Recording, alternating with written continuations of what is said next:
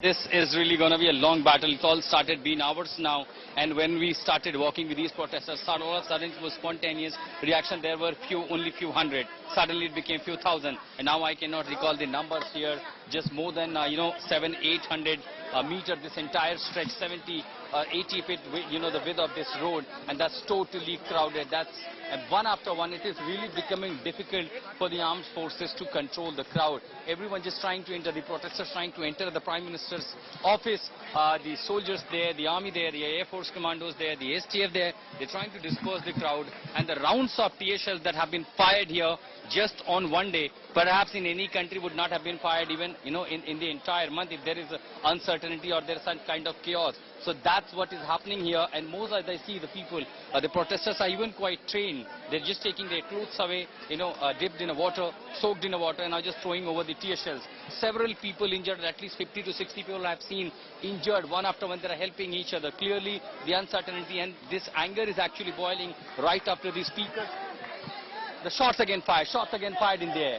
So rounds after rounds being fired by the armed forces to disperse the crowd. This is how people are injured, because there was chaotic situation. When shells fired, the crowd started dispersing, and that led to the that led to the entire situation here, and that perhaps also causing the injuries to these protesters. Several women, children, men have been taken to the nearby hospital. So clearly this is totally anger boiling after the speaker's announcement that the Prime Minister Wickremesinghe will be the acting president. So everyone is not even bothering about that. There will be constitutional procedure will be followed in few days, and by 20th there will be a new regime. They just did not want to see Ranil Wickremesinghe as the next president. Here is another vehicle. Since the people have been in huge number, the throats are choked, eyes are choked. They are sending water to everyone. This is how to help each other, and this is self-motivated, self-funded. Everyone, every pocket of Colombo, and this is not happening only in Colombo. Perhaps why in the western province the curfew orders were imposed. This is happening across the country, from Hambantota to all the forces, northern, southern, eastern, western part, all. But largely people have been moving to Colombo, being its capital, and they know that if you show your strength here in the capital, the message goes clear to those in the power corridors and also across the globe. So they just want to register the protest. What unique protest? So carrying the national flag and subsequently with these gas masks, and this is to beat the tear shells. Perhaps for last 5-6 months they have seen the situation volatile, often engage into scuffle with the armed forces. Now they all are even prepared with the glasses, with the gas mask to deal with the situation. This is just happening. We don't know yet when it is going to stop, because clearly the situation not seen. The number of protesters that is rising here, that is giving a clue that this is perhaps another long battle. What we are seeing for 96 days at Gulf Face, here this will be another long battle stretched out. Many of them have been totally exhausted. Still here, rigid here, they are not going back home, as they warn until President resigns. They will not withdraw from the places that they vacated, including the Presidential Palace, Prime Minister's official residence. But what next at Prime Minister's house, we don't know yet. There was helicopter, Air Force chopper, therefore hovering all over, monitoring tear shells. Rounds of tear shells were fired, but still there is no sign of withdrawal by these protesters from this place. Air firing, run, fire. The police is firing on the protesters. They were suddenly started marching toward the Prime Minister's residence. Multiple tear shells and air gun. The shots in the air is being fired here in Colombo. Suddenly I saw all the protesters walking. The moment they got to know that President has fled, now they're demanding Prime Minister to resign. This is the Prime Minister's office. They all started marching.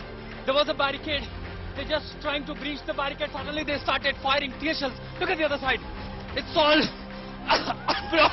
multiple tear shells. This is to disperse the crowd.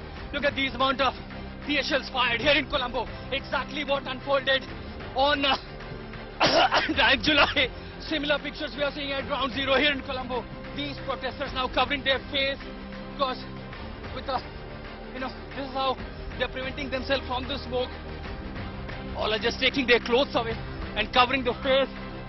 So there were multiple directions where the shots were fired, even the bullets, and this was an attempt to disperse the crowd once they started marching towards the Prime Minister's office. There you see, again there's another, look, once again armed forces, the STF is trying to disperse the crowd. Just barely to see anything. So This is exactly the similar picture. Again in Colombo, what unfolded on 9th of July. The protesters warned they will even gonna take over the Prime Minister's house and Prime Minister's office. Now these protesters seems have crossed the barricade. They again breached another safety barricade. Seems they all are trying to enter Ranil Wickremesinghe's residence, Prime Minister's another office and the Parliament. This is another showdown by the protesters, by Sri Lankans, the ordinary civilians. Almost the nation is on the verge of... Oh, there's a tear shell fired, another tear shell. This is to disperse the crowd. And barely one can see where these tear shells are coming from. Multiple rounds are being fired. This is to disperse the crowd and send them to multiple places, because the gathering at one place could overpower the authorities. These are the burning images here, what we are seeing in Colombo. Similar picture unfolded on 9th of July. Yet again, battle on the streets in Colombo. The crowd has totally overpowered the armed forces. There you see the special task force of the Sri Lankan police, totally armed with the gear, but none of them using force. And this is clearly a go-ahead to the protesters. They have refused to take hard action against these protesters. Now they are freely marching towards the Prime Minister's office.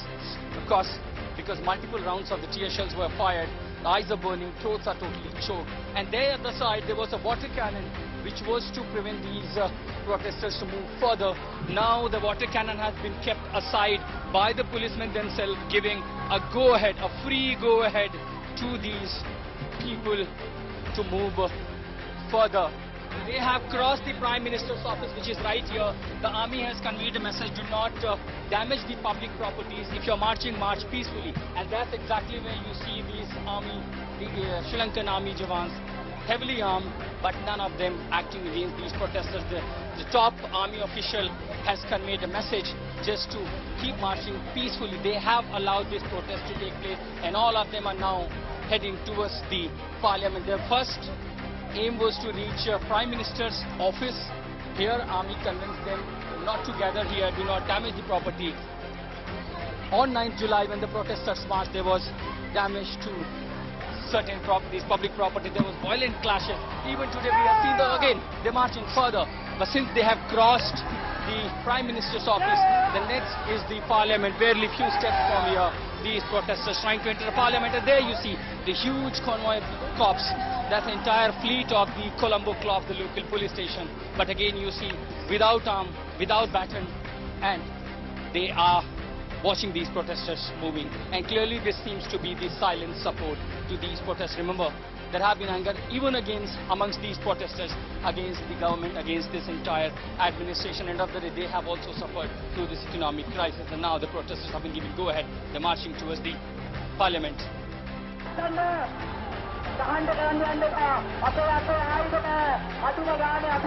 I can see the policemen or the security persons with gas masks, with tear shells, with guns are standing, but only remain a mute spectator. You heard the senior army official say that we are not stopping them. We are only requesting them do not damage the public property. But these are the barricades were placed to stop these protesters. But that seems that they totally overpowered these policemen here, and now they are marching further. Clearly, since this entire self-motivated protest is totally leaderless, there is no leader who can lead this. And of course, since the violent clashes have stopped, now they are managing also the traffic. They are allowing the vehicles to pass through and another passage for these protesters. And this seems to be the impact when the top army officials appealed them to do not create chaos on the road. Let's not public suffer. And that seems to be how people have silently agreed to it, and they are cooperating with these agencies. The protest continues, sloganing continues, and also on the road you can see the better traffic arrangements being made by none other than but only these protesters.